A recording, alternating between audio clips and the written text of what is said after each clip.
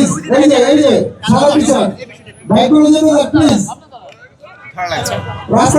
আসসালামু আলাইকুম, আমি রেনজিনা আহমেদ প্রিয়াঙ্কা। আমি পাইলট, আমি পেশায় একজন পাইলট, বাট আমি বিএনপিতে যোগদান করেছি। আমাদের লিডার তারেক রহমানের মানে সে চায় যে তরুণ প্রজন্ম আমাদের এখানে বিএনপিতে যোগদান করুক। আমাদের লিডারের জন্য আমি তার আবেগে মানে সে আসছে, এই জন্য 2 দিন আগে আমি তার জন্য গতকালকেও এসেছিলাম, আজকেও এসেছি।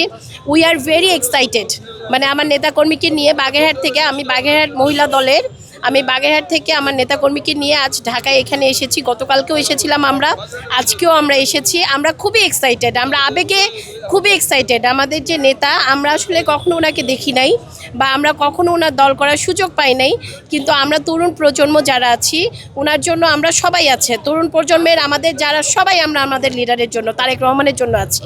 Thank you. আগে কেন এসেছেন এখানে?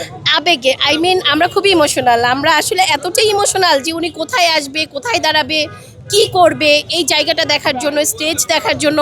মানে আমাদের লিডার হয়তো আমরা এত কাছে আসতে পারবো না আগামীকালকে, কিন্তু আমরা আজকে এসেছি যে মানে এই আপনি তো বুঝতেই পারছেন, ইমোশনাল হয়ে আমরা এখানে চলে এসেছি সবাই। আগামীকাল আসলে কি পরিমাণ জনসমাগম? অনেক অনেক, আমরা চিন্তা করছি 1 কোটির উপরে হতে পারে ইনশাল্লাহ। ইনশাল্লাহ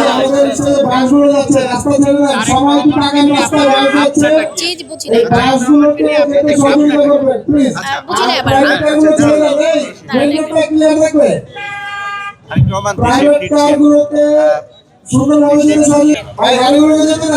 আসলে আগে যে বিএনপি ছিল, আমরা 17 বছর আগে যে বিএনপি দেখেছিলাম, সেটা থেকে এই বিএনপি অনেক চেঞ্জ। আমাদের লিডার উনি কিন্তু সুশিক্ষায় শিক্ষিত, আপনারা সবাই জানেন। ওনার মতো শিক্ষিত লিডার বাংলাদেশে আর একটাও নাই, ঠিক আছে? উনি অনেক অনেক গুণে গুণান্বিত।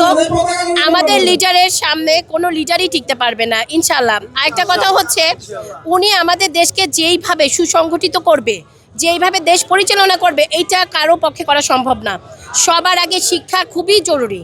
আমাদের লিডার প্রত্যেকটা ক্ষেত্রে, শিক্ষা ক্ষেত্রে, নারী ক্ষেত্রে, প্রত্যেকটা ক্ষেত্রে যে অবদান রাখতে চাচ্ছে, সেটা কারো পক্ষেই সম্ভব না। জামাত বলেন, অন্য যে কোনো দল বলেন, কারো পক্ষে এই জিনিস করা সম্ভব না। বিকজ আপনাকে যখন ব্রড মেন্টালিটির হতে হবে, সবার আগে আপনাকে দেশের বাইরে, সবসময় সে যে দেশের বাইরে ছিল, ওইখান থেকে সে যেই শিক্ষাটা পেয়ে আসতেছে, এই শিক্ষা কিন্তু দেশে অবস্থান করে জামাত বা অন্য কোনো দলের করা অসম্ভব ব্যাপার। তার মন মানসিকতা, মেন্টালিটি এত হাই লেভেলের উপরে চলে গিয়েছে। সে এখন এমন একটা লিডার হয়ে এখানে ফিরে আসতেছে। বাংলাদেশের মানুষ অবশ্যই বুঝতে পারবে যখন তাকে এই দল যখন বিএনপিকে বাংলাদেশের মানুষ জয়যুক্ত করবে, তখন কিন্তু দেশের মানুষ বুঝতে পারবে আমরা কাকে জয়যুক্ত করেছি। আমাদের leader K, who is he. আমাদের তারেক রহমান আসলেই সেইভাবেই আমাদের দেশে ফিরে আসতেছে। সে আগের মতো আগের যে বিএনপি, সেইটা এখন আর নেই। বিএনপি পুরা চেঞ্জ। আপনারা দেখেছেন আমাদের নমিনেশন দেওয়ার সময় যাদেরকে দেওয়া হয়েছে, প্রত্যেককে কিন্তু যোগ্যতা সম্পন্ন, প্রত্যেককে শিক্ষিত, নর্মাল, অনেক চেঞ্জ করা হয়েছে নমিনেশনের ক্ষেত্রে, বাছাই করে নমিনেশন দেওয়া হয়েছে। Thank you so much.